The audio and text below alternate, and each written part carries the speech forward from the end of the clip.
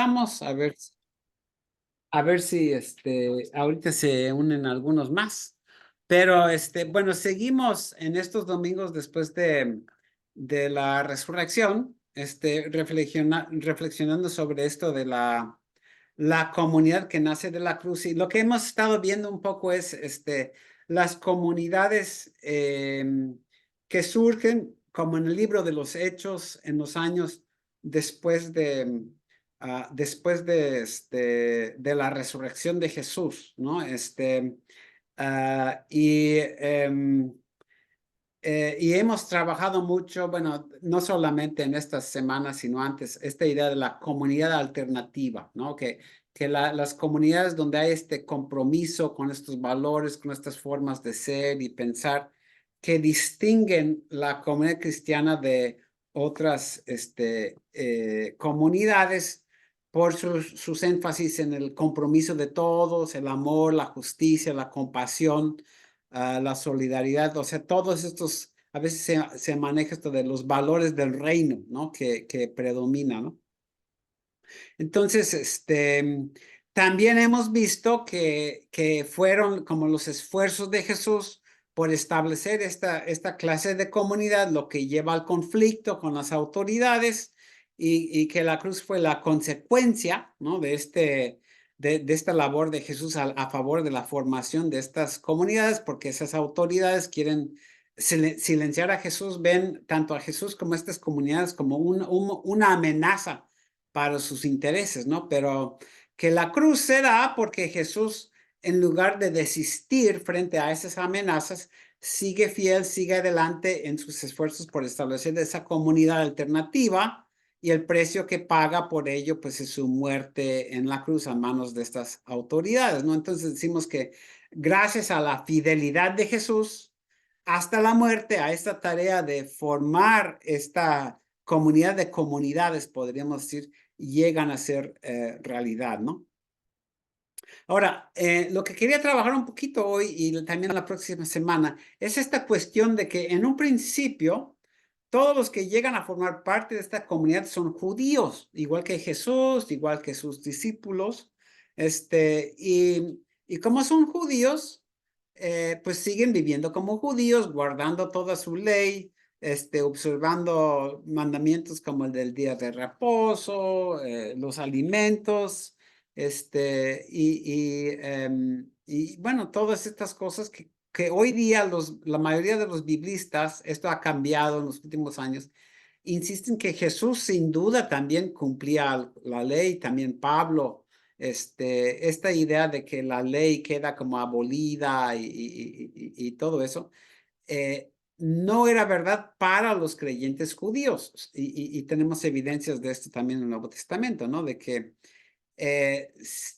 seguían guardando la ley, pero nuevamente lo que distinguía a las comunidades de Jesús de los demás judíos, pues era su fe en Jesús como el Cristo o el Mesías, pero también su compromiso con todo lo que Jesús representaba, ¿no? Esta entrega y compromiso, ¿no? Con los hermanos y hermanas dentro de la fe, dentro de estas comunidades alternativas, ¿no?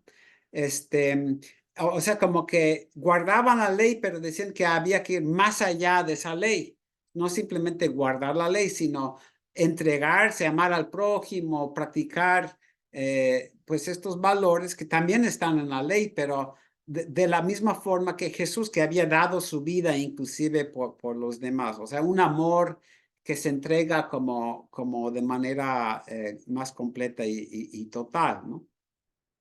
Pero en algún momento, hay personas que no son judías, que quieren incorporarse a estas comunidades, ¿no? Y luego, la pregunta es, bueno, ¿debemos recibirlas o no? Y en un principio, decían, no, pues, ¿por qué las vamos a excluir? Si quieren entrar a formar parte de esta comunidad, obviamente creían, pues, que habían recibido el Espíritu Santo también, igual que los demás y todo eso. Entonces había que incorporarlos, pero, como todos los seguidores de Jesús habían sido judíos, la pregunta que surge es, pero estas personas tendrían que convertirse primero al judaísmo y guardar toda la ley y comer, por ejemplo, solamente comida kosher o guardar los días de reposo, igual como los guardan de una forma muy estricta los judíos,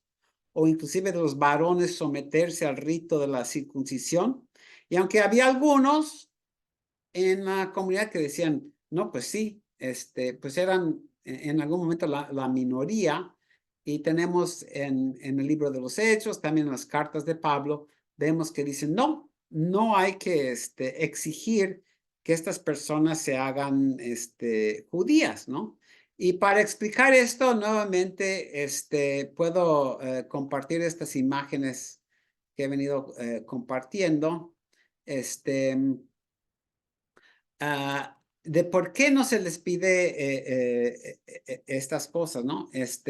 Y si vemos, si consideramos que esta nuevamente es la característica de estas comunidades alternativas, el compromiso total unos con otros, como dice aquí a la mano derecha abajo, dispuestos a darlo todo, darse por completo, practicar las cosas que vemos en la columna izquierda, ¿no? Amor, solidaridad, entrega, fe, confianza plenas en Dios, compasión, todo lo demás. Uno diría, pues, uno puede hacer esto, todo esto, sin someterse a la ley y ser judío. Y los mismos gentiles, los que no son judíos, pues también pueden practicar todas estas cosas. En el caso de ellos, eh, sí debían renunciar a la idolatría y la adoración de los dioses paganos, ¿no? Porque esos dioses pues no promovían estos valores, ¿no? Si pensamos en dioses como los dioses griegos, que eran, pues eran tremendos, ¿no? O sea, no tenían como valores, practicaban hasta la inmoralidad sexual, inclusive incesto, violaciones, etcétera. O sea, todo esto que había entre los otros dioses griegos, pues decían, pues uno debe como dejar de adorar a estos dioses, pero fuera de eso, al renunciar a esa vida y esos valores, pues da lo mismo que si uno está comprometido con todo esto, que es lo que representa Jesús, pues uno no tiene que guardar la ley judía, ¿no? Uno no tiene que ser circuncidado para amar a su prójimo y entregarse a los demás o guardar leyes en cuanto a la comida y todo eso, ¿no? Entonces, se decía, no, pues cualquier persona que se comprometa con esto, sea judío o gentil o lo que sea, pues es bienvenido en la iglesia, ¿no? Y ya hemos visto las semanas pasadas cómo el bautismo era una forma que se incorporaban, renunciando a su vida anterior y comprometiéndose con todas estas cosas, ¿no? Ahora, así hay que entender, y esto es algo que ha ido cambiando un poco, ¿no? Esto de la justificación, se dice en la Biblia, y esto es muy típico también de la enseñanza protestante, luterana, ¿no? Somos justificados por fe y no por obras. Y luego entendemos eso como que no hay que hacer, o sea, no son las cosas que hagamos nosotros lo que gana nuestra salvación, sino simplemente la fe. Pero a veces esto no se ha entendido bien. Y, eh, y primero, por esta razón, ¿no? O sea, sí tiene mucha razón, digamos, lo que se enseña de que no podemos ganar o merecer el amor de Dios con nuestras obras, ¿no? O sea, con las cosas buenas que hagamos. Pero a veces se enseña, por ejemplo, que no podemos ganar o merecer el favor de Dios porque somos imperfectos, porque somos pecadores y tendríamos que ser perfectos para ganar o merecer, ¿no? Tendríamos que estar sin pecado.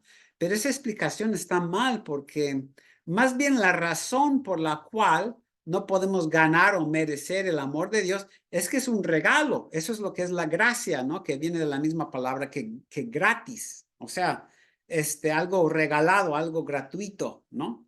Y entonces decimos, No, pues el amor de Dios es para todos. O sea, igual como un hijo que es amado como de forma incondicional por su madre, no puede ganar el amor de su madre, no porque no puede como ser tan perfecto como quisiera, sino más bien porque el amor de su madre es un regalo. Ella lo ama, haga el bien, haga el mal, lo que sea. O sea, tiene un amor incondicional. Esto es lo que se maneja también de Dios, ¿no? De que Dios nos ama por pura gracia, ¿no? Sin merecerlo nosotros, ¿no? De forma incondicional. Claro, quiere que vivamos de cierta forma para nuestro propio bien, pero eso también es amor, ¿no? De decir, pues hay que vivir de esta forma por tu propio bien y no de esta otra forma, ¿no? Entonces, también en cuanto a la salvación por fe, muchas veces se enseña como que, pues Dios nos pone un solo requisito, y esto sí es algo que yo cuestionaría, ¿no? Dios nos pone un requisito, que tú creas que Cristo murió por tus pecados y ya con eso es como, casi como si la única obra que tú tienes que hacer es aceptar y creer esto, ¿no? Y entonces la fe se convierte como en algo, alguna doctrina que debes creer, y si crees en esa doctrina, Dios te dice, yo te salvo si crees eso, pero si no, entonces no te salvo, ¿no? Y esa forma de entender la fe, para mí, pues es muy deficiente. No, eso no es lo que quiere decir Pablo con la justificación o la salvación por fe, ¿no?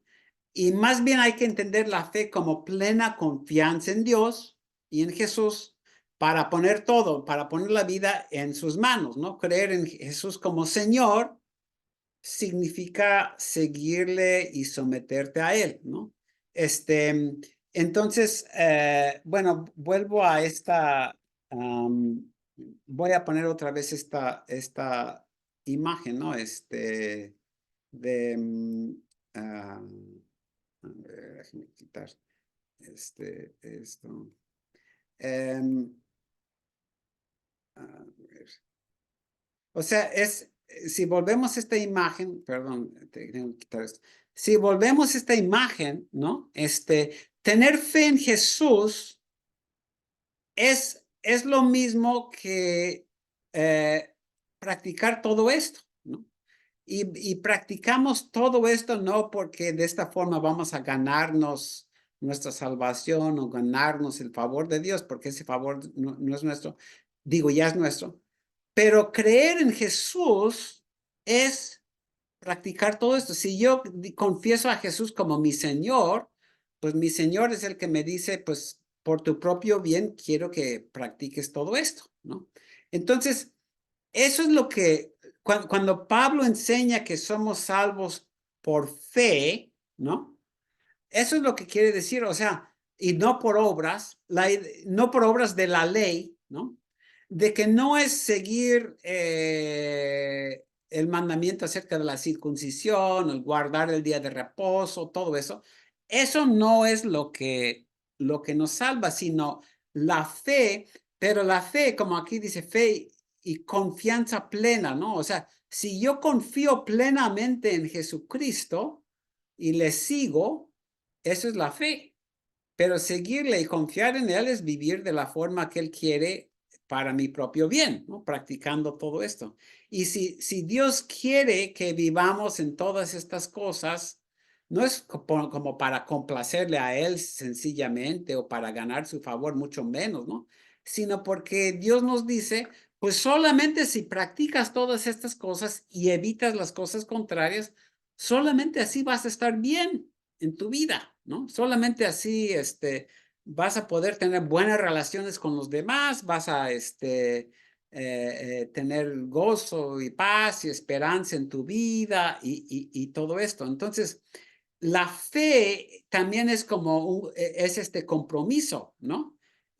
Un compromiso bueno, el pasaje que me gusta manejar para explicar esto, ¿no? De que si yo creo en alguien,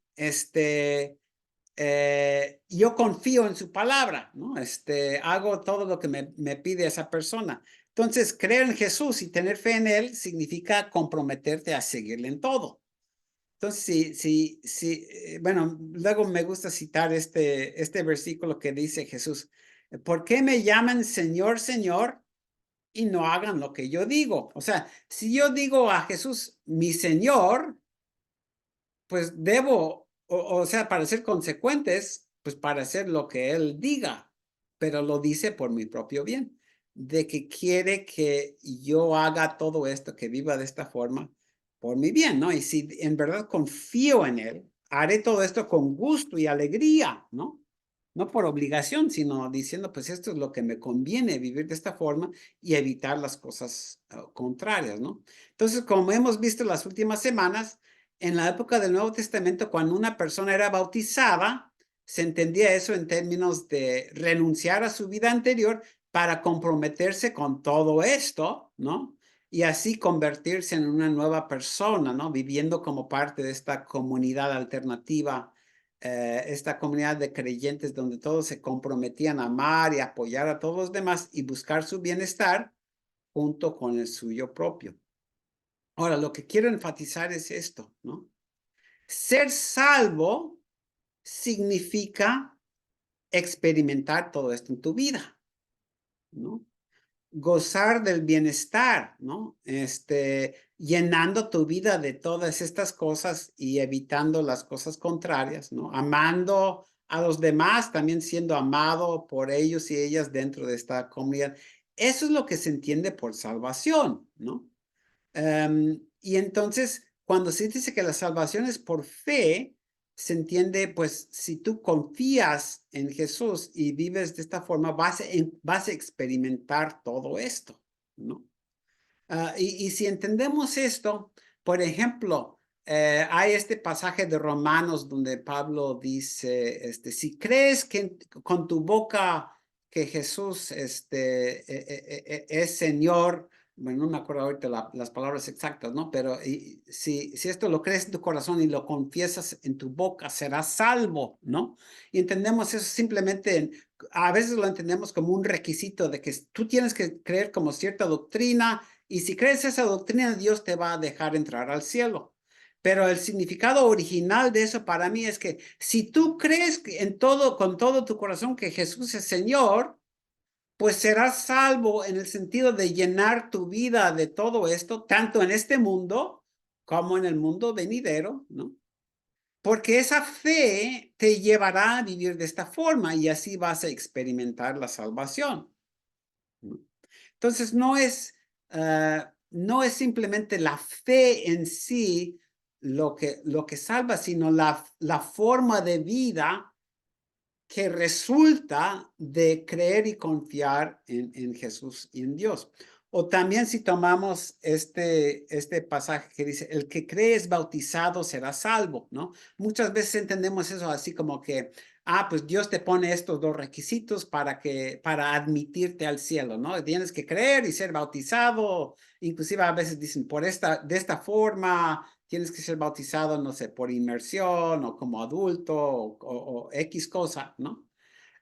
Pero lo que yo diría más bien, el significado es, mira, si tú crees en Jesús y te bautizas, o sea, para entrar a formar parte de esta comunidad, serás salvo en el sentido de que vas a llenar tu vida de todo esto, ¿no? O sea, la salvación es algo que resulta como de forma intrínseca, ¿no? Algo que es como consecuencia de creer en Jesús. Entonces, cuando dice, el que cree es bautizado será salvo en el sentido de que el que cree y se compromete a vivir como parte de esta comunidad, uno va a experimentar esta salvación en su vida, ¿no? Esta vida, amor, bienestar, felicidad, viviendo rodeado de personas que viven de la forma que Jesús manda para el bien de todos, practicando todas estas cosas que vemos en la pantalla. Eso es lo que significa ser salvo y entonces tener fe es lo que salva porque lleva a vivir de esta forma, ¿no? Entonces, quienes tienen fe en Jesús, en el sentido de confiar en Él, poniendo su vida en sus manos, viviendo de esta forma, para el bien de todos, y asumen este compromiso de dejar atrás su antigua vida y vivir bajo Él, como Señor, que como vimos en las semanas anteriores, como el bautismo era el momento que uno manifestaba eso, encuentran vida y salvación, no solo en otro mundo, sino a partir de este mundo. Bueno, quería tocar entonces como repensar un poco ese tema de lo que significa ser salvos por fe, pero también relacionar, hablar de lo que es el perdón de los pecados, porque se relaciona tanto con el bautismo. Se habla de un bautismo para la remisión de los pecados, todo esto. Igual como en la Santa Cena, ¿no? De las palabras de Jesús: esto es mi sangre del nuevo pacto, derramada por muchos para el perdón de los pecados, ¿no? Entonces, muchas veces, igual estos pasajes se han entendido como que de que la muerte y la sangre de Jesús obtuvo para nosotros el perdón de los pecados, y simplemente creer o ser bautizado o comulgar, como eso es lo que Dios te exige como para perdonarte tus pecados. Pero nuevamente, para mí, eso pierde la idea original, ¿no? Y más bien la idea es esta, ¿no? Como hemos estado viendo en estas semanas. El objetivo de Jesús era formar esta comunidad alternativa, ¿no? La que es lo que estaba mostrando en la pantalla ahorita, ¿no? En la que todos pudieran encontrar vida y bienestar y salvación al vivir bajo Él como su Señor, ¿no? Comprometiéndose con todo lo que Él representa, etcétera, ¿no? Entonces, los esfuerzos de Jesús por formar esa comunidad generan conflicto y oposición por las razones que hemos visto antes. Y entonces, pues si Jesús quiere lograr esa comunidad, la única forma es seguir adelante, y eso es lo que le va a costar la vida, ¿no?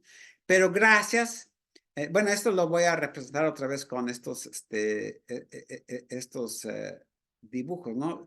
O sea, a lo que viene Jesús para mí en el pensamiento bíblico es llevarnos de esto, ¿verdad?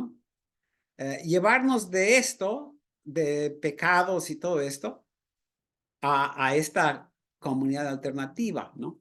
Y entonces, y la salvación consiste en dejar todo esto para vivir en esta comunidad alternativa. Pero los esfuerzos de Jesús por formar esta comunidad alternativa, pues le cuestan la vida, precisamente porque muchos ven tanto esta comunidad como lo que pretende Jesús como una amenaza. Y Jesús, entonces, a través de su fidelidad hasta la muerte a la tarea de formar esta comunidad, la consigue, ¿no? Entonces, esto nos lleva como a repensar esto del perdón de los pecados, ¿no? Porque realmente lo que es la base para el perdón de los pecados no es la muerte de Jesús en sí, sino Dios. Básicamente diríamos esto, ¿no? Si tú te comprometes a vivir en esta comunidad, yo te perdono tus pecados. ¿Por qué? Porque ese perdón, o sea, tú nunca vas a ser perfecto, ¿no? Ninguno de nosotros vamos a ser perfectos en esto, pero Dios no nos pide ser perfectos.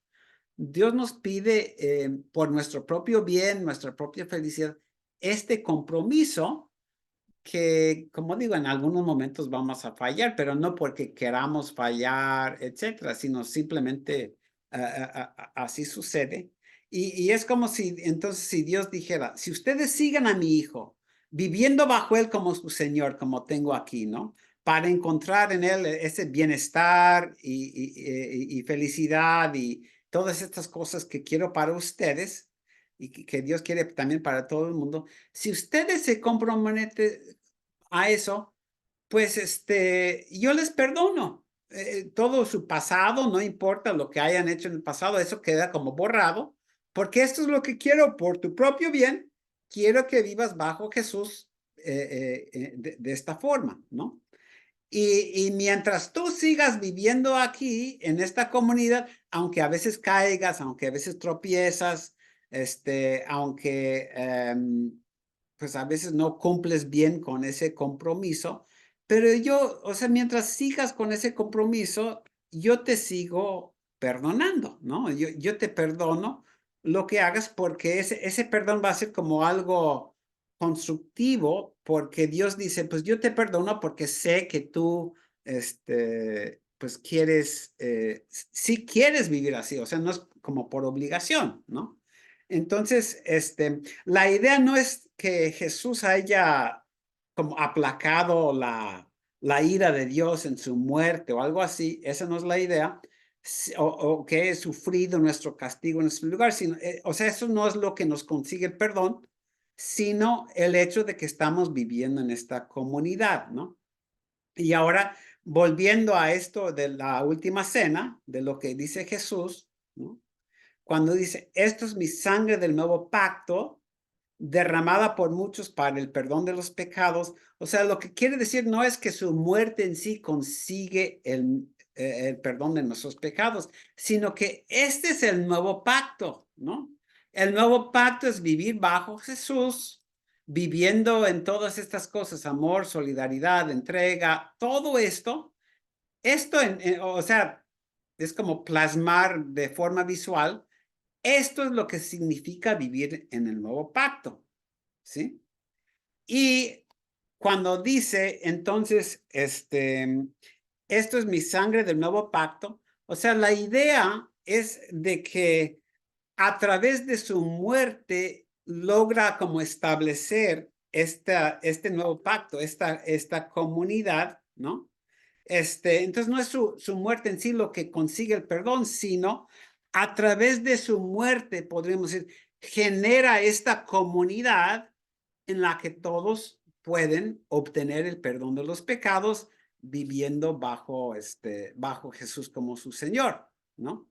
O aquí puse aquí esta cruz que igual como marca a Jesús, esta entrega total, pues esto es lo que llega a caracterizar a todos los que forman parte de esta comunidad, ¿no? Entonces, vivir aquí es el nuevo pacto y para Jesús, para hacer realidad esto, pues le costó la vida, ¿no?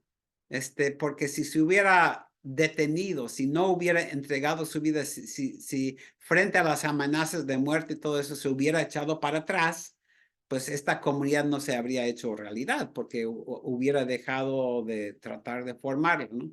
Pero permanece fiel y Dios lo resucita, como vemos aquí, lo resucita como bueno, esa es la parte contraria, pero lo resucita aquí como Señor, ¿no? Y así, esa es la idea. Entonces, repensando esto, no es que su sangre en sí obtenga el perdón de los pecados, sino más bien esta idea de que esto es mi sangre a través de la cual hago realidad este nuevo pacto para que al vivir en ella, los que viven, perdón, al vivir en él, al vivir bajo este nuevo pacto, todos los que viven aquí tienen el perdón de los pecados, ¿no? O sea, somos recibidos y perdonados por vivir como parte de esta comunidad bajo Jesús, en fe y todo esto, ¿no? O sea, le costó la vida a Jesús formar esta comunidad, ¿no? Entonces, es por eso que se relaciona también el bautismo con el perdón de los pecados, porque a través del bautismo uno entra en esta comunidad y ahí es donde encuentra este perdón y esta salvación, ¿no? Como vimos, esto es lo que significa la salvación, ¿no? Em, Podríamos decir, bueno, aquí viviendo como parte de esta comunidad, recibo el perdón de los pecados porque sé que al vivir dentro de esta comunidad, Dios me acepta, me perdona todo, no porque yo me lo merezco, algo así, sino el perdón, se da en base a que, bueno, yo sé A veces uso el ejemplo del alcohólico, ¿no? Si hay una persona que tiene problemas con el alcoholismo y sigue y niega, no, yo no tengo problemas con el alcoholismo y todo eso, y sigue en eso, pues no le perdonamos, decimos, no, no, o sea, no puedes estar aquí, no puedes estar haciendo estas cosas y exigimos que reciba ayuda, ¿no? Para superar ese alcoholismo. Pero luego cuando esa persona está luchando de verdad con todo su ser, pidiendo ayuda, consiguiendo ayuda, no sé, asistiendo a reuniones de alcohólicos anónimos o algo así, en ese caso, si de repente tiene una recaída o algo así, pues como que perdonamos, ¿no? Porque está buscando ayuda y está pidiendo ayuda para cambiar, ¿no? Entonces es un contexto diferente, ¿no? Y en fin, bueno, quería terminar con esto, ¿no? Esto es lo que también significa comulgar, ¿no? Al comulgar, en la iglesia de los primeros siglos, uno cuando comulgaba era como decir, sí me comprometo a vivir en este nuevo pacto, ¿no? Y lo que define la comunidad de este nuevo pacto es precisamente esta entrega de Jesús que vemos aquí en la cruz. O sea, por eso es una comunidad como marcada por la cruz, porque la cruz es lo que explica todo esto, ¿no? La cruz es amor, la cruz es solidaridad, la cruz simboliza entrega, la cruz simboliza compasión, la cruz, o sea, crucificaron a Jesús por su lucha en contra de la injusticia, ¿no? Crucificaron a Jesús por su compromiso con la verdad, por todo esto que practicaba Jesús y enseñaba a otros practicar, por eso lo crucificaron. Entonces, por eso la cruz define a esta comunidad. Y entonces cuando la gente comulgaba, era como yo me comprometo a vivir dentro de esta comunidad junto con mis hermanos y hermanas presentes para vivir dentro de esta comunidad, ¿no? Bueno, entonces quería tocar eso hoy, pero terminar con esta pregunta, ¿no? O sea, así entendemos lo que significa formar parte de esta comunidad alternativa que nace de la cruz. O sea, lo que define nuestras comunidades de fe es ese compromiso con Jesús como nuestro Señor, que es este compromiso total con los demás. Y así entendemos, por ejemplo, el bautismo y la Santa Cena como este compromiso de vivir en fe, que significa seguir a Jesús como nuestro Señor, viviendo de esta forma que Él quiere por nuestro propio bien, ¿no? No simplemente como imposición o algo así, sino para que tengamos vida ahí, ¿no? Y si realmente así encontramos vida y perdón y salvación dentro de estas comunidades. O la otra pregunta sería, pues, ¿qué necesitamos hacer o entender todavía para vivir más plenamente, ¿no? Como miembros de esta comunidad alternativa que Jesús vino a establecer, ¿no? Aquí está el hermano René, también damos la bienvenida a Isaac, que no he visto en mucho tiempo. Qué gusto verte. Pero todavía me acuerdo cuando yo empecé a trabajar estas imágenes creo que fue hace como 2 o 3 años. Y René estaba en esa clase. Y me acuerdo una vez no sé si René se acuerda de esto, ¿no? Pero estábamos describiendo de esta comunidad y René como levantó la mano y dice, bueno, si eso es lo que debían ser las comunidades, ¿por qué no son eso? ¿No? O sea, decía, sí, luego nuestras comunidades están muy lejos de ser eso, ¿no? Y yo creo en particular es porque a veces no hemos entendido bien estas cosas que estoy tratando de explicar, ¿no? Porque si realmente nos entendiéramos como que esto es lo que nos debe definir como la comunidad alternativa, la comunidad de fe o la iglesia, pues sería diferentes, ¿no? Yo creo, ¿no? Pero así termino, no tenemos quien hoy dé la reacción y tal vez no somos suficientes para dividirnos en pequeños grupos, pero invito a todos a participar, a preguntar, comentar lo que gusten. Yo quisiera comentar algo ahí.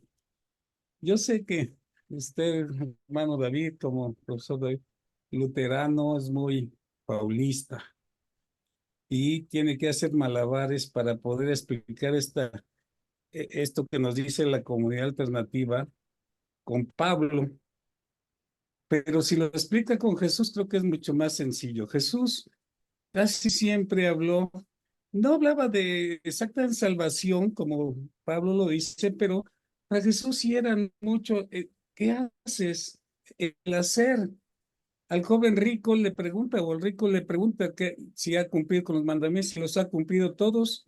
Y Jesús le dice, sí, también estás muy cerca del cielo, pero te falta que hacer, vender tus bienes, todo.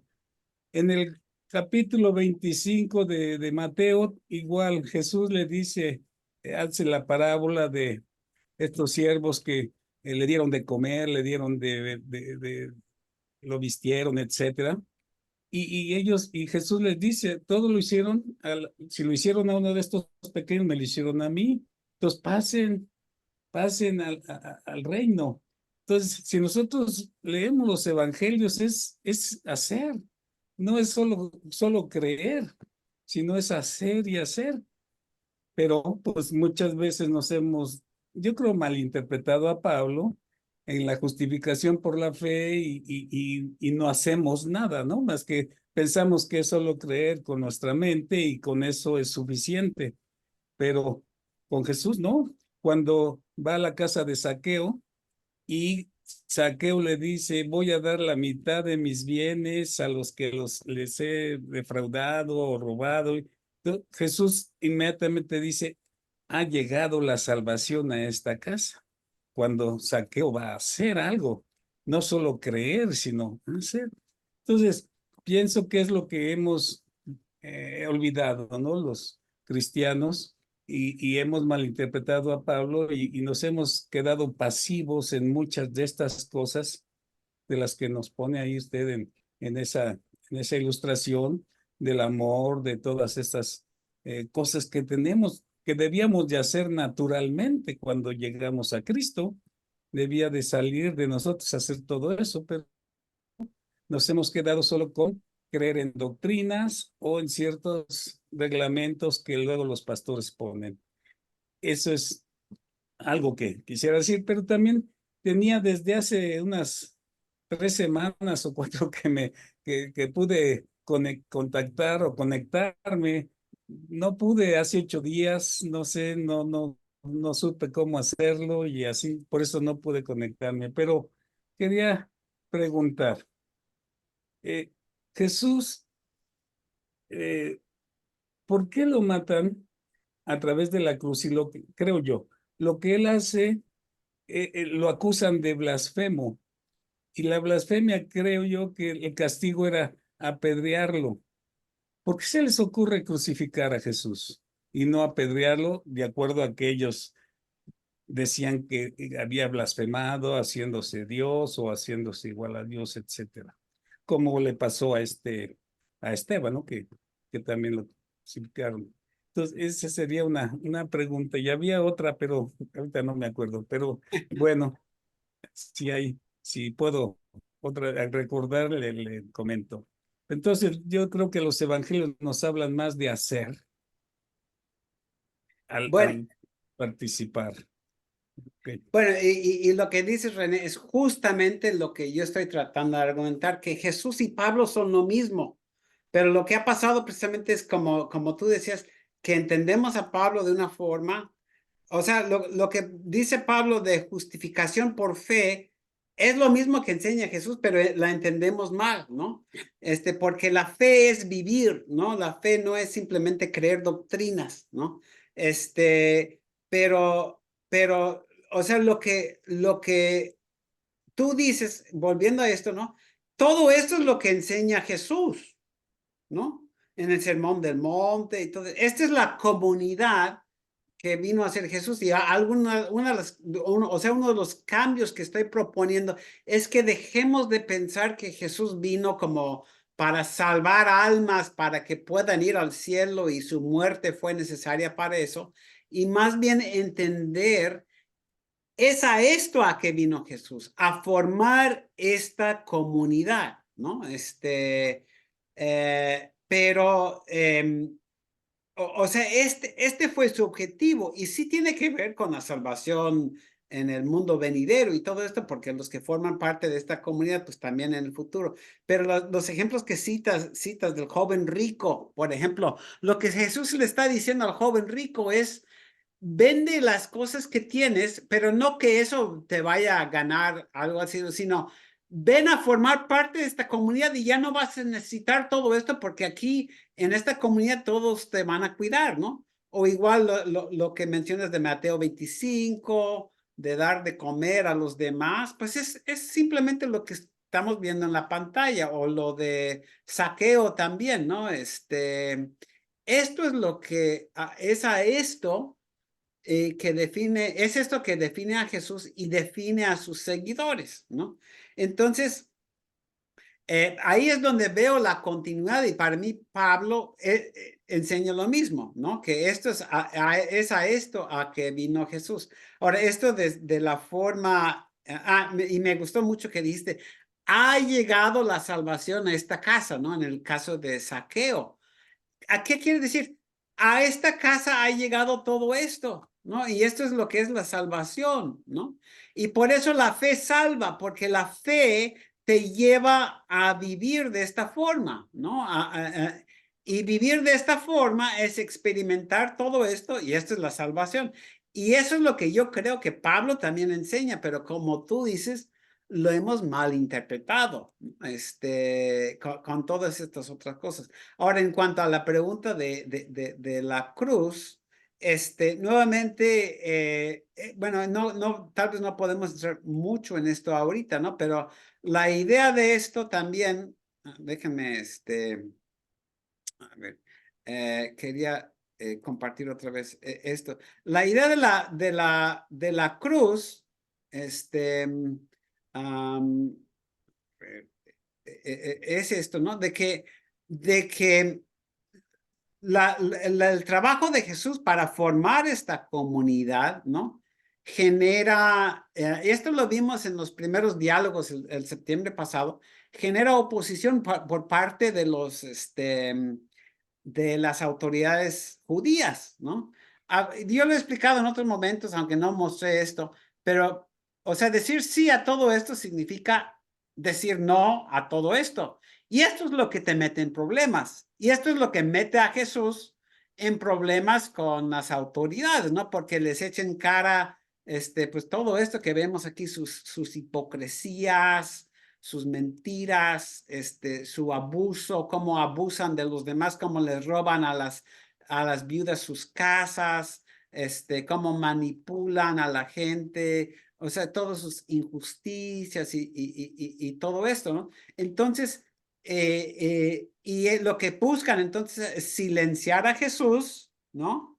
Y estar en contra de él, pero lo que quieren es, o sea, si ellos lo matan, va a ser evidente que ellos están matando a un profeta. O sea que si Jesús les está echando en cara todo esto y ellos lo matan, pues demuestran con sus hechos, ¿no? Que están cometiendo todo esto y que están en contra de todo esto. Y por eso yo lo que he manejado es que buscan a los romanos para hacer como su trabajo sucio, ¿no? Así de que, no, pues que mejor le echamos la culpa a los romanos pero realmente lo que buscan es matarlo pero ellos temen hacerlo ellos mismos, por eso no lo quieren apedrear, porque si lo apedrean, pues va a ser evidente esto y también van a echarse encima a toda la gente que va a decir, miren, estos malvados, cómo matan a un hombre bueno como Jesús, ¿no? Entonces, bueno, en otros momentos hemos visto esa pregunta, pero eso es lo que yo compartiré. Pero precisamente lo que tú estabas diciendo de unir otra vez a Jesús y Pablo y decir, Pablo y Jesús son lo mismo y Pablo es lo mismo que Jesús. Pues para mí tienes toda la razón en lo que estabas diciendo, ¿no? Que esto es precisamente lo que busca Jesús. Porque luego, como decimos, la fe sola te salva, se entiende como no las obras, pero en lugar de entender, la fe es vivir de esta forma, ¿sí? Eso es lo que significa tener fe. Bueno, gracias, René. No sé si alguien más quisiera comentar o compartir.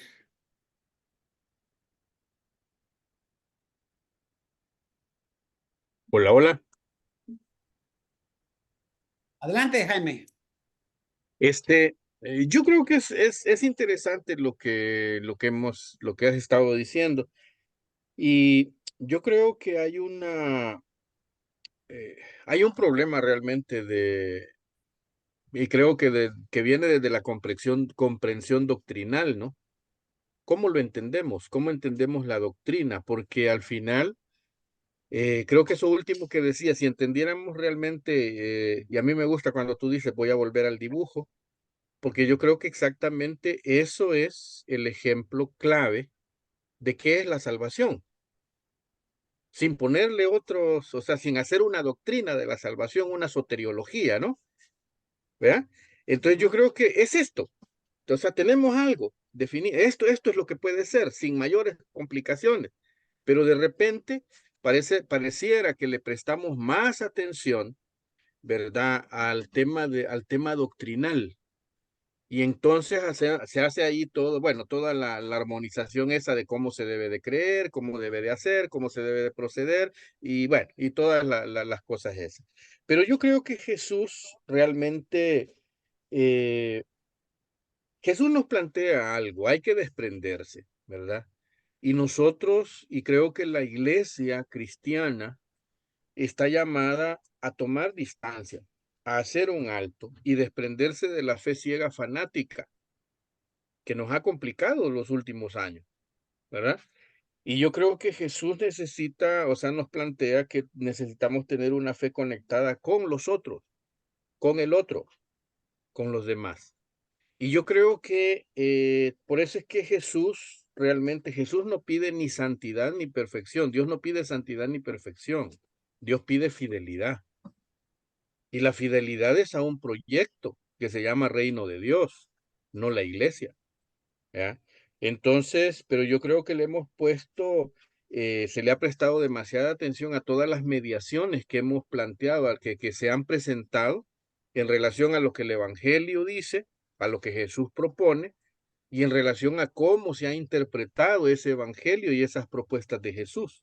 ¿Verdad? Entonces le ponemos más atención a los rituales, le prestamos más atención a la forma, le prestamos más atención a los colores, le prestamos más atención, digámoslo de esta manera, a cosas superficiales y secundarias que realmente al gesto de ser solidario, ser prójimo del otro, ser amigo, ser hermano, ser compañero, ¿verdad? Y entonces creo que ahí es donde hay algo que no encaja. Y por eso es que la gente no cree, bueno, y estos son hermanos, y estos son iglesias, y esta es una comunidad de fe, pero no reflejan nada de lo que dicen creer ni de lo que dicen predicar. Y entonces ahí hay una contradicción permanente, ¿verdad? Y luego nosotros entramos en contradicción también porque decimos, híjole, lo que queríamos hacer y lo que debíamos hacer no lo estamos haciendo, ¿verdad? Entonces, y yo vuelvo a lo que tú decías al principio, la fe que salva realmente no es la fe fanática ni ciega en la mediación, sino la fe que se crea a partir de la comunidad, porque el problema es, o sea, esto tiene que ver también con con una cuestión de identidad, de pertenencia, de militancia. Y la identidad, la pertenencia no me la da la denominación, es que soy luterano, es que soy bautista, es que soy católico, es que soy reformado. No, yo creo que la identidad, la pertenencia, no, me la da Jesús. Me la da su fidelidad al Evangelio y a su propuesta, más allá de la denominación que pueda ser. Por ahí para empezar. Gracias, Jaime. Sí, bueno, me gusta, estoy de acuerdo con lo que dices. Volviendo otra vez a esto, inclusive les quiero compartir un texto, ¿no? Para explicar esto un poco más. Pero volviendo a esto, o sea, para mí esto es la santidad. O sea, cuando Dios dice sean santos, tiene en mente esto, sean solidarios, sean compasivos. Eso es ser santo, ¿no? Entonces, como, por ejemplo, esta es la santidad que Dios quiere ver en nosotros. Pero lo otro que quería compartir como para explicar un poco más lo que estoy tratando de comunicar, quiero tomar este pasaje de que luego citamos, ¿no? Todos conocemos de tal manera amó Dios al mundo que ha dado a su Hijo unigénito. Y entendemos eso, que lo dio como para morir, como si Jesús vino a morir, ¿no?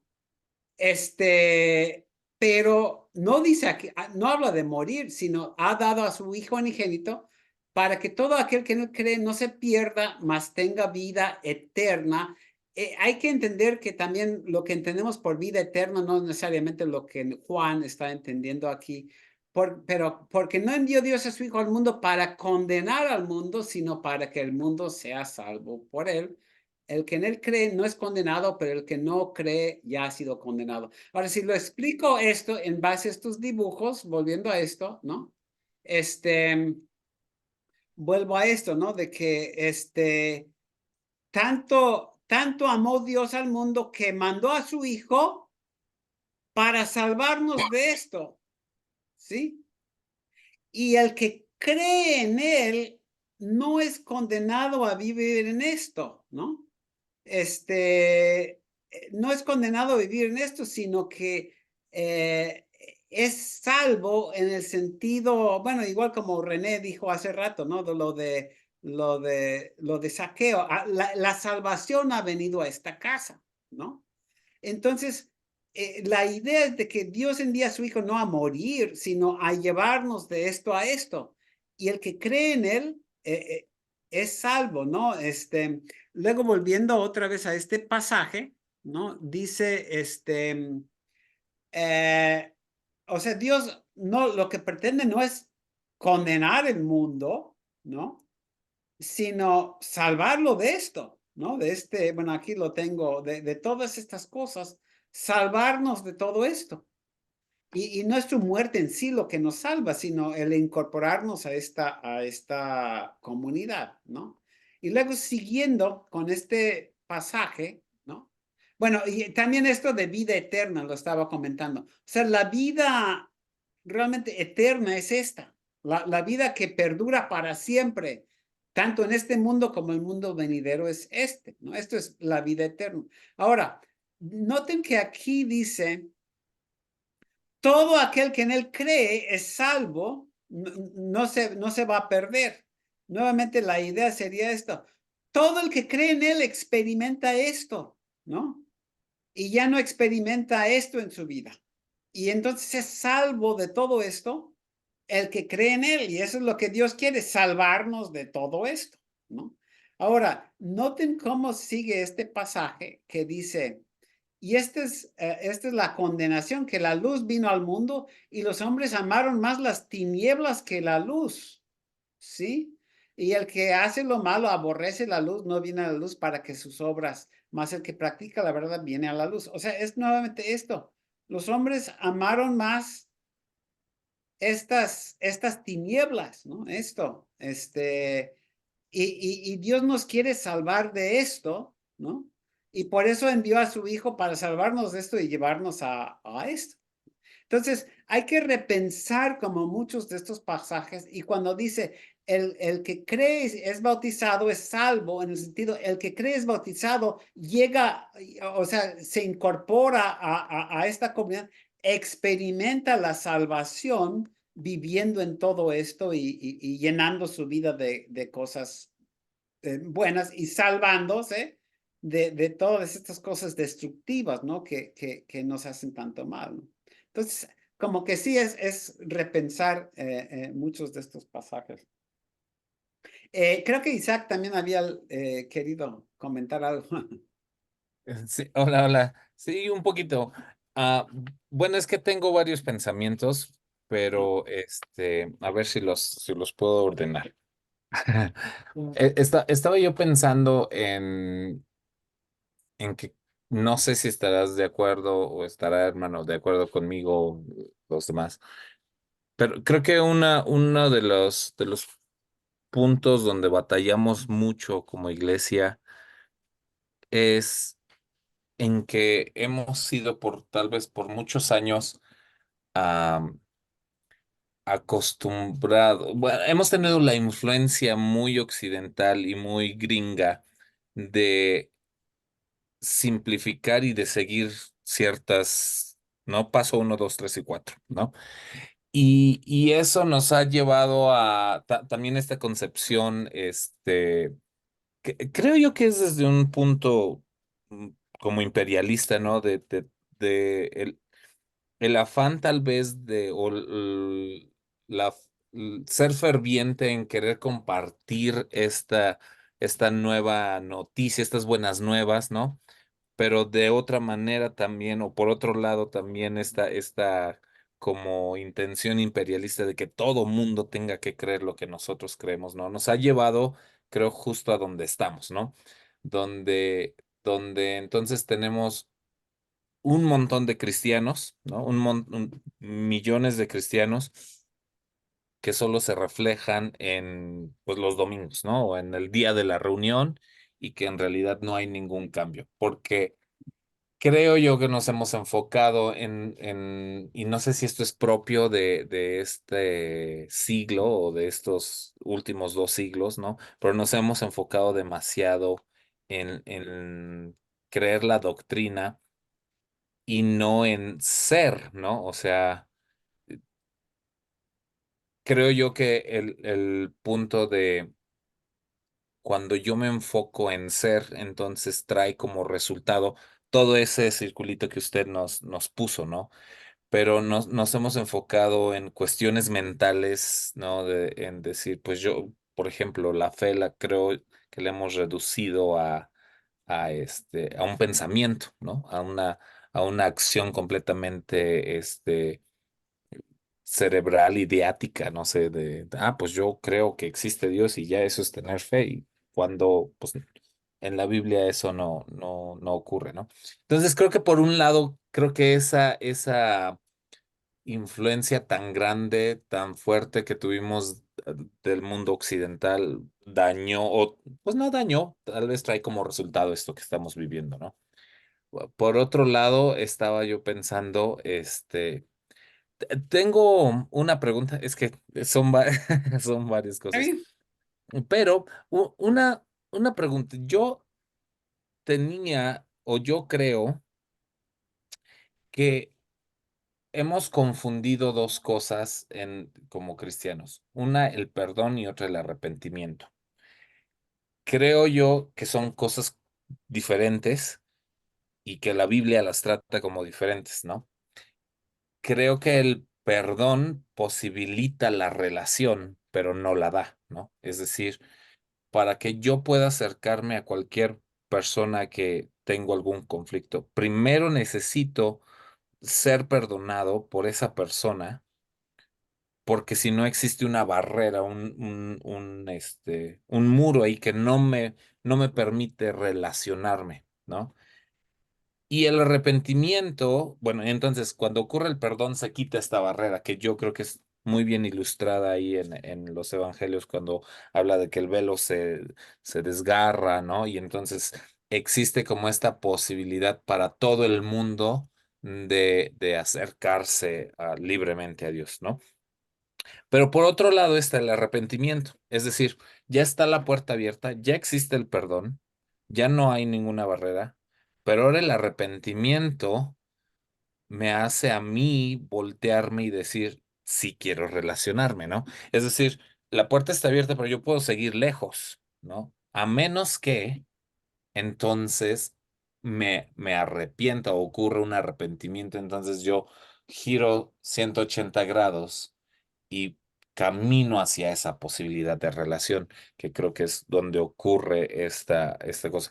Pero donde yo tengo la duda, donde un poco con lo que hoy usted compartió es, creo yo que el perdón existe, o sea, en un momento en la historia y se posibilita. No creo que tenga yo que seguir siendo perdonado y perdonado y perdonado y perdonado, ¿no? Por lo que voy a hacer mañana, pasado, no sé, en un futuro, sino que ese perdón es como el que dice Dios, ven, ¿no? O sea, aquí estoy, cuando tú quieras venir, aquí me vas a encontrar, ¿no?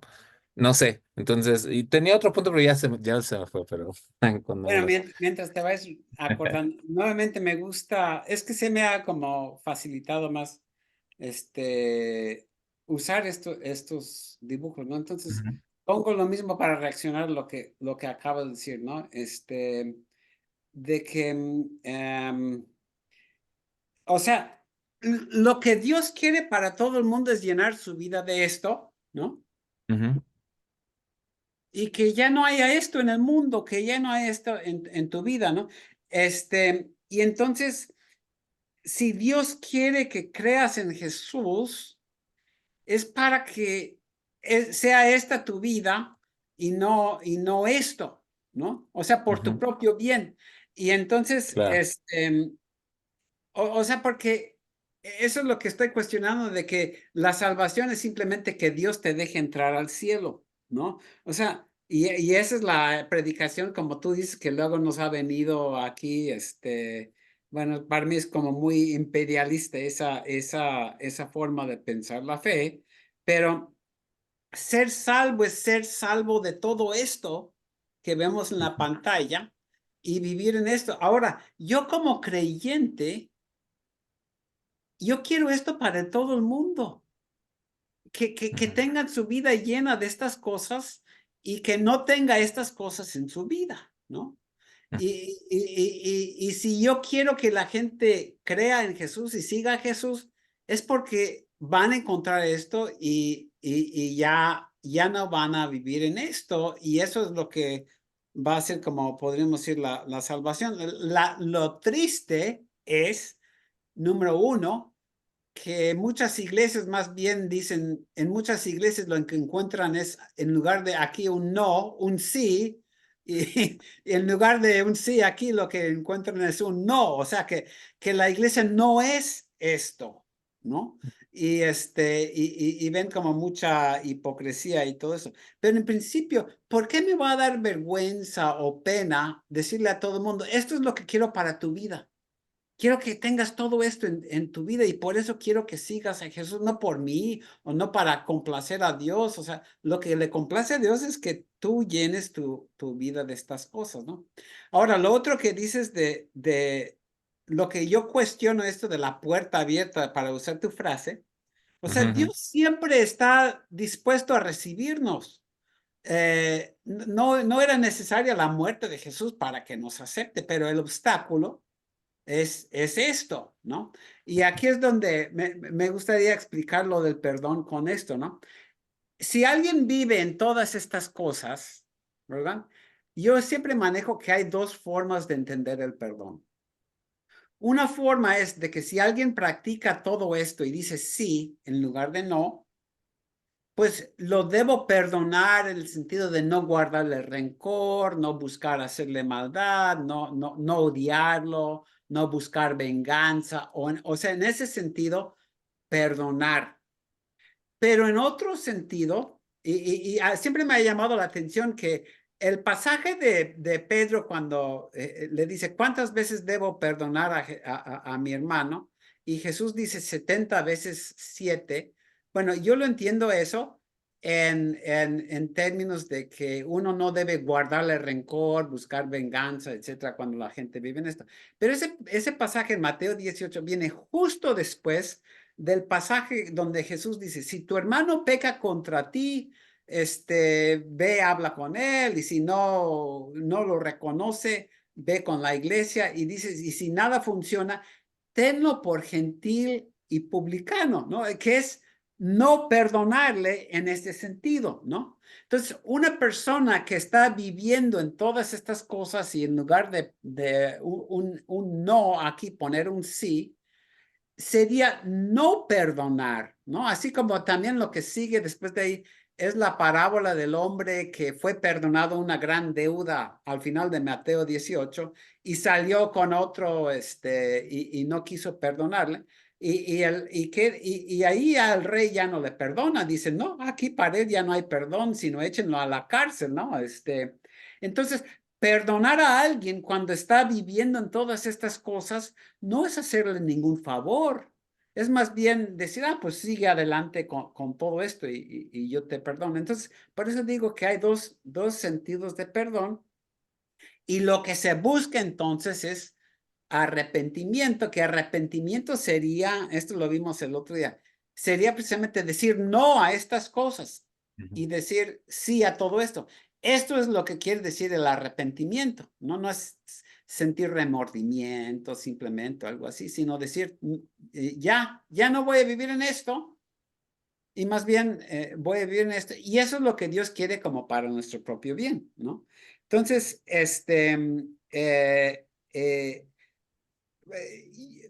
ahí es como veo la relación entre perdón y arrepentimiento, ¿no? De que si hay una persona comprometida con esto, bueno, lo podemos ver como en un buen matrimonio, ¿no?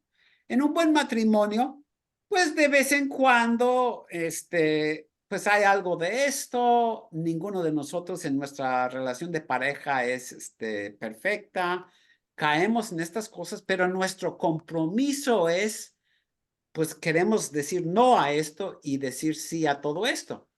Y entonces, pero como somos imperfectos, pues en un buen matrimonio, ¿no? Pues yo quiero vivir en todo esto, pero de repente caigo en esto. Pero mi esposa, como sabe, que pues realmente mi compromiso es con esto.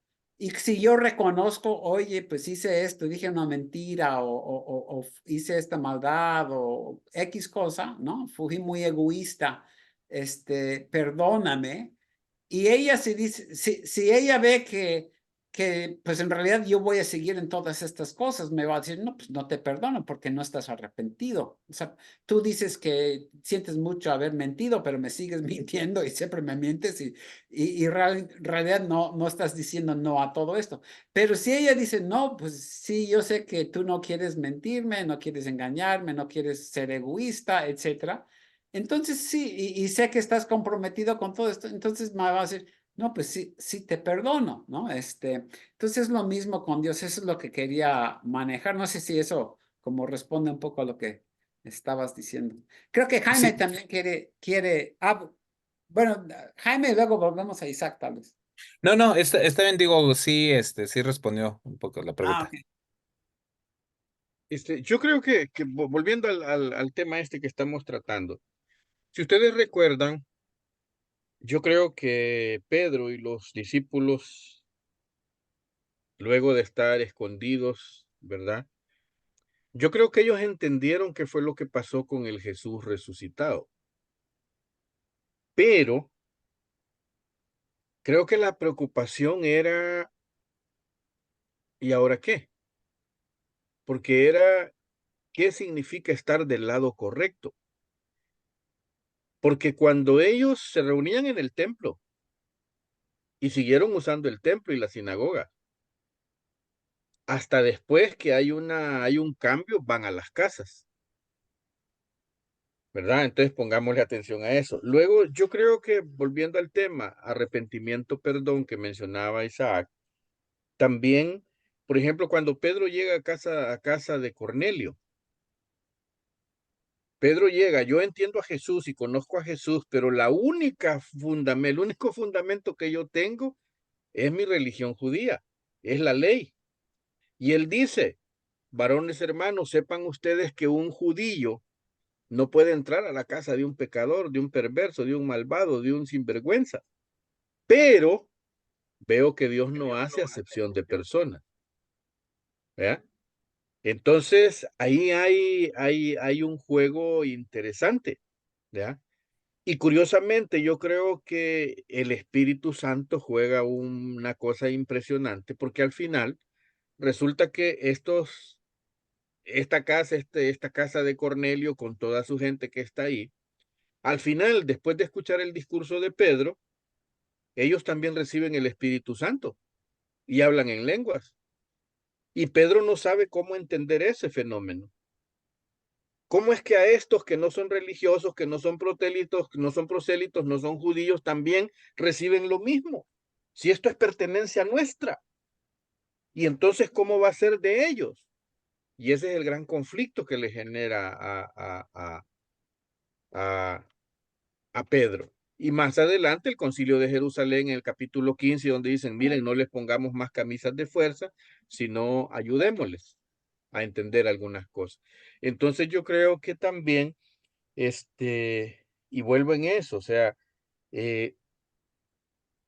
quizás eso que decía Isaac sobre, bueno, no olvidemos que toda la cuestión está, toda la carga ideológica que está detrás de todas nuestras teologías, estas teologías de conquista, estas de aquí vamos, ¿verdad? Y si uno revisa los cantos, los himnos de batalla, vamos a la batalla y vamos a ganar y vamos a vencer al enemigo y Jesús va adelante y él es el que lleva la espada, el estandarte, etcétera, etcétera, etcétera. Entonces, otra vez, el tema de la conquista, el tema del imperio, el tema de la fuerza, y al que no se somete, burlémosle la cabeza. Y al que no entre con nosotros, eliminémoslo.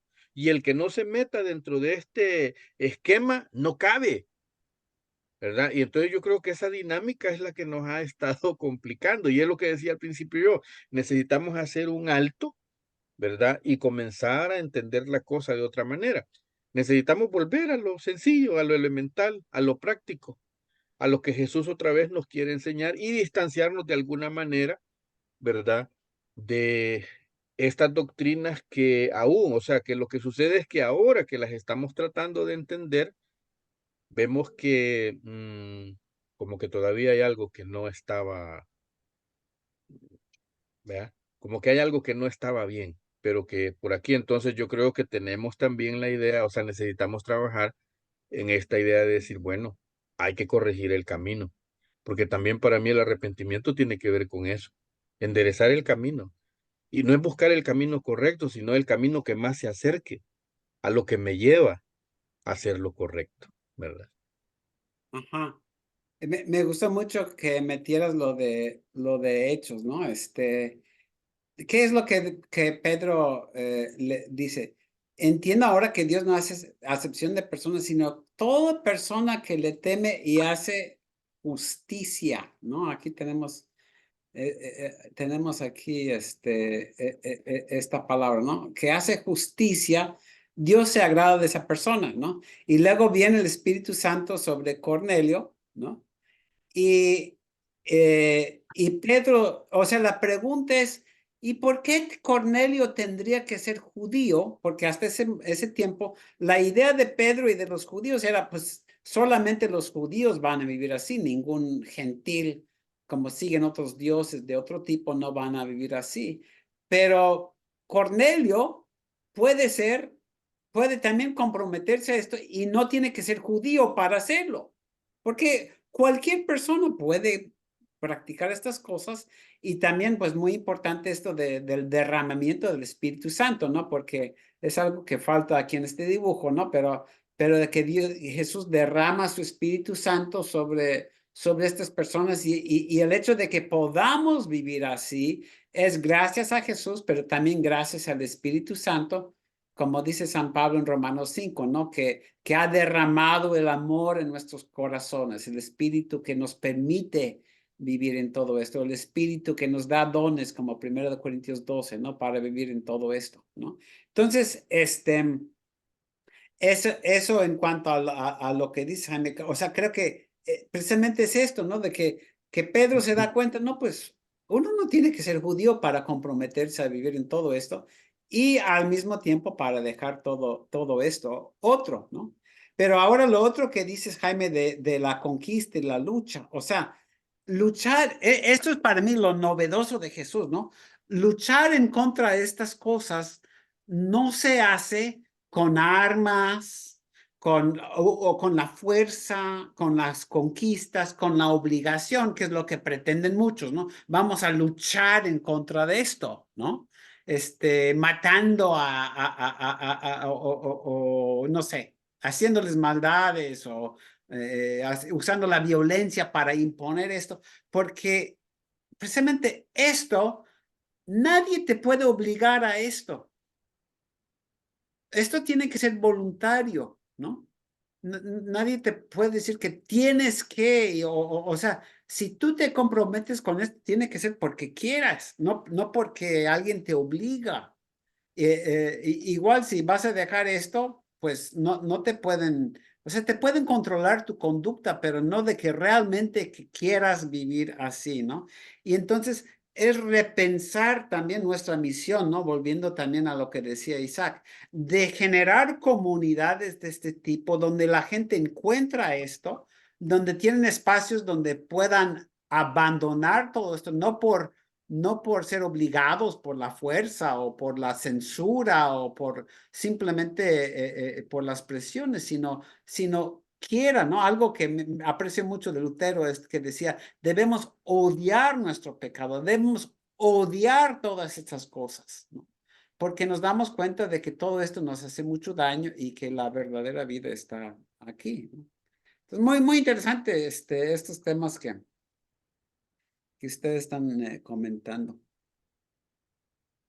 Sí, hermano, le falta la palomita a esa ilustración y es muy importante Sí. A ver si porque para la otra semana la agrego.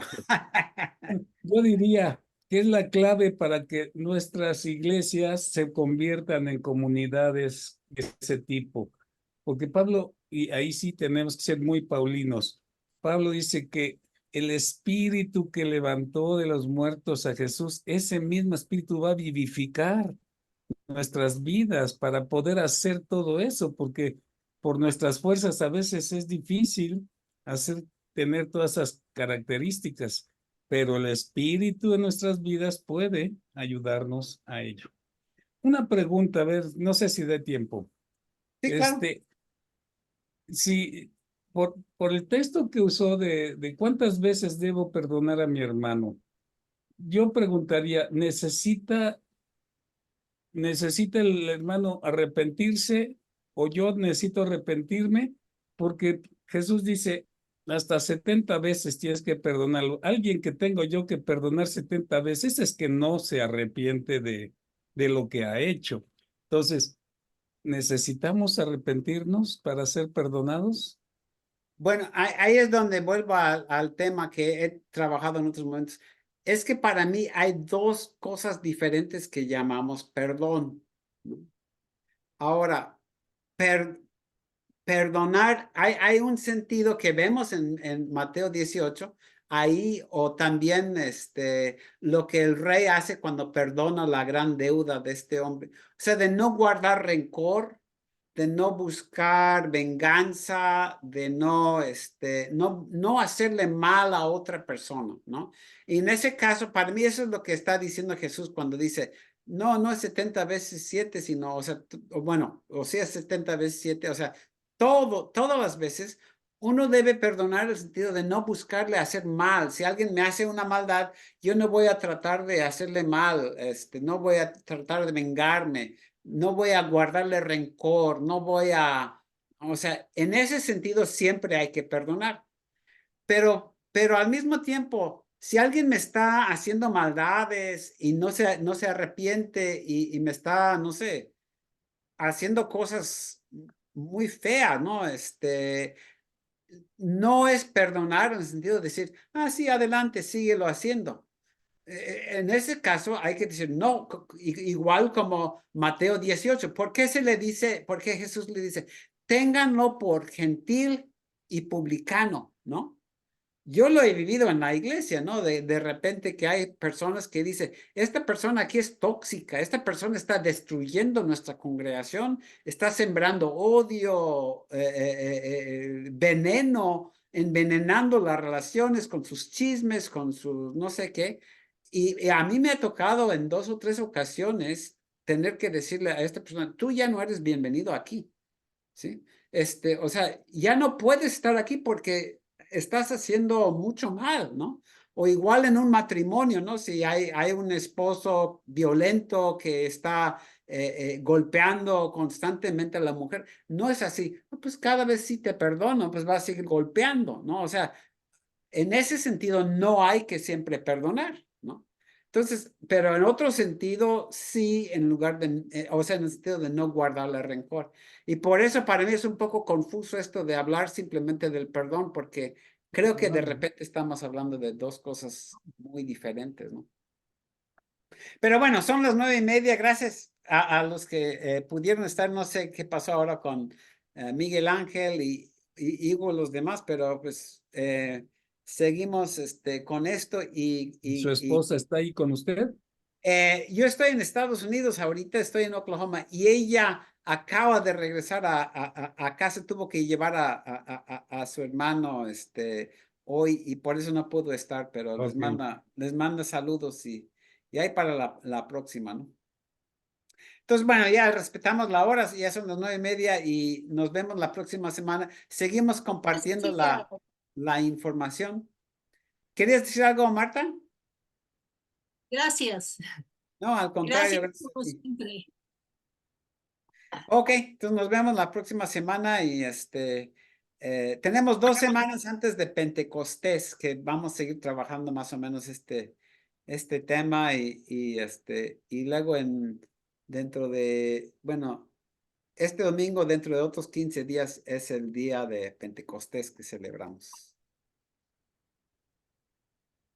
Pues Ok. gracias, entonces también me voy despidiendo, Hasta luego. Muchas gracias, hermano.